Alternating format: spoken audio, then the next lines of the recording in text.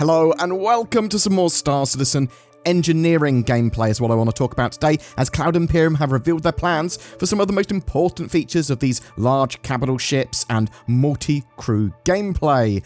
The next stage of the resource management system has been committed to paper by Cloud Imperium now. So resource management is a mix of things for ships. It's the circuitry, it's the movement of power and resources, it includes life support and gravity, fires, putting out fires, damage control, physicalized components, loads of stuff. Cloud Imperium have now shared the design brief for the engineering role or feature, which is fundamental as a component of multi-crew gameplay. It's being designed and built out still, so there are many things that might change, and there are some creative explorations into the feature. It's a work in progress.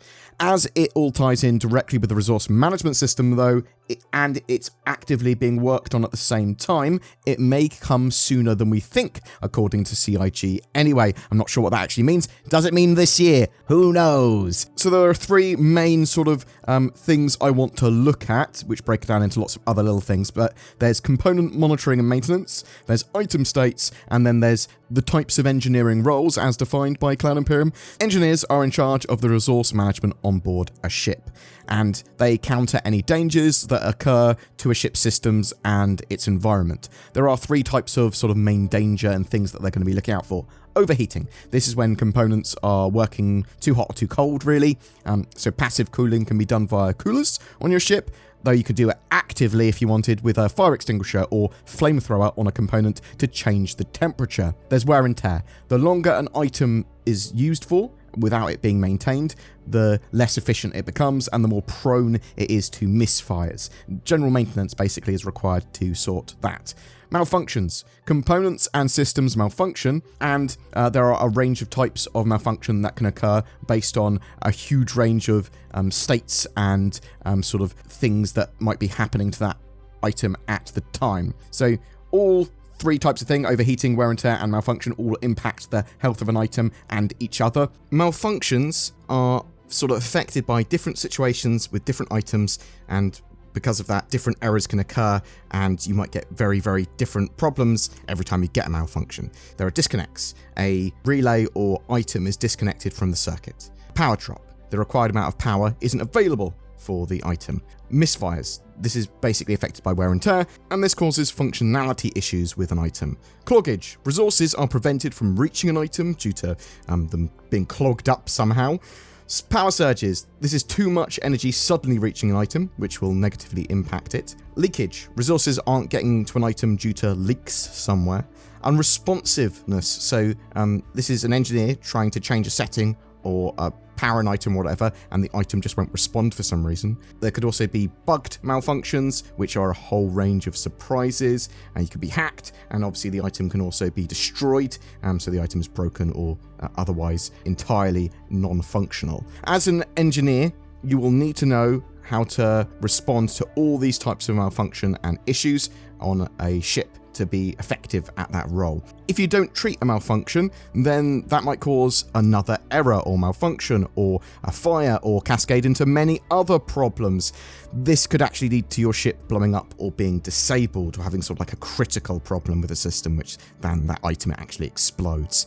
Engineers are incredibly important on larger ships, so bear that in mind. Obviously, in smaller ships, a pilot can deal with most of the maintenance issues, or those components are less likely to go like in super critical, but they can still be disabled. They're still going to be in various sort of levels of malfunction and disrepair after fighting. Item states. This is each component can be in a various state or might be in a phase or a stage of its boot up, whatever. So yeah, there's a boot up phase potentially for some items. There's an ignition state where you might have to then do something which will move it into its idle or active state. Then there's a prime state for some, so that might be like an EMP, which is then needing to be activated or released. That might lead to going into a cooldown state, and then you might need to restart from the beginning again or turn the item off and on. Item states will affect malfunction types. You might have to switch an item off or to a different state to fix a malfunction. Sometimes it's going to be as simple as turning it off and on again. Small ships, you're going to be able to maintain that just with a pilot if it's a single-seater, that sort of stuff. But on larger ships, you're going to need multiple engineers. And there are 3 types of basic engineering roles that Cloud Imperium have roughly defined. There's tuner, mechanic, and manager. So a tuner is more of a proactive role. They might make strategic decisions or implement decisions on components in advance before a mission. Set this stuff up to be more efficient for long-range exploration, or we're going to be going into short-term combat, so give us a load of energy. I don't care if it damages the systems in the short term.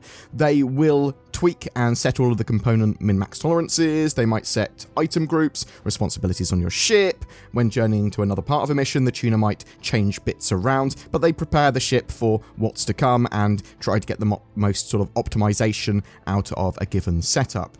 The mechanic deals with malfunctions on site, fixing relays, running around the ship dealing with the repairs and maintenance. It might involve a lot of minigame type components. The manager, they look at the bigger picture of the ship and where the issues are, dispatching mechanics and tuners where needed. They can reroute power, resource composition and distribution. They can deal with some of the malfunctions as well. They will work with the bridge crew and the engineers to make sure a ship is optimal. Obviously, you can have your engineers filling multiple roles. They can have them as both tuners and mechanics as the need arises. Why wouldn't you? But they are sort of different subsets of that sort of gameplay feature. They will give us an update to how engineering gameplay is coming along later in the year. It is something I'm incredibly excited for, though. Engineering gameplay is a cornerstone of multi-crew gameplay.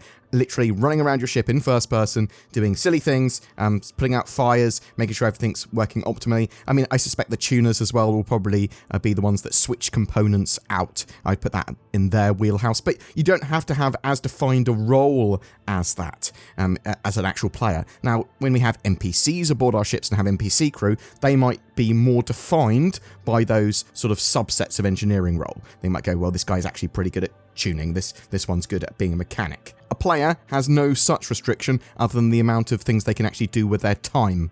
But the idea of repairing systems during a big fleet battle, your ship's been partially disabled, you're trying to get some of the systems back online, or there's fires broken out everywhere, and you're trying to make sure that the ship doesn't get any more damaged while it's trying to get away, or it's a bit of a battle of attrition against a couple of Idrises fighting each other. We know that Cloud Imperium want longer times to kill. We know that they want physicalized components, so there's no artificial health pools anymore. The individual components, and them getting damaged, them getting hit, them getting knock-on effects from sort of other systems going down, fires breaking out, relays going down. That's how sort of ship battles are going to be worked out. So, yeah, there might be a critical sort of error with a system, and it might cause the ship to explode. They might permanently disable or a ship, or take out its components, like all its power plants, or cut off the power relays between one section and another, basically rendering that ship disabled. Though, if the crew can replace the component or do a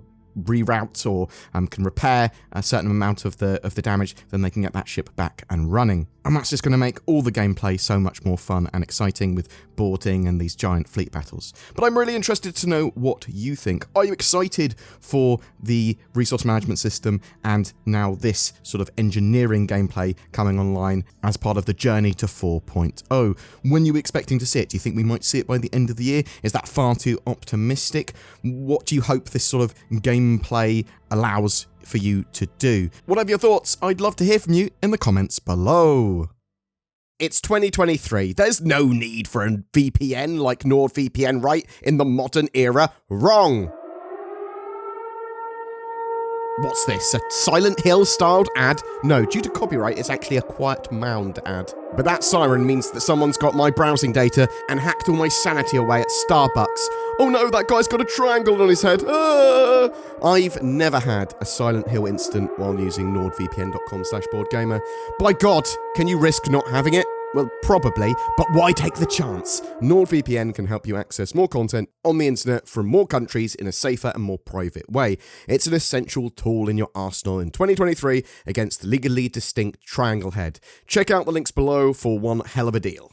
Every month we have a ship giveaway. For March, we are giving away an Argo Raft, the mighty little hauler that could. Soon, it should be able to make use of its 32 SCU cargo boxes, but in Alpha 3.18, it's going to have to make you some serious Alpha UEC from cargo hauling. It also comes with a game package and lifetime insurance, all you need to get started in your Star Citizen career. Thank you so much for watching this video and supporting the channel. Please consider becoming a YouTube member with the join button under our videos or using the links below Patreon. It really goes the extra mile to support us making daily content for Star Citizen. If you liked the video, be sure to like and subscribe and share it with your space friends. Thanks for watching, and I'll see you in the verse.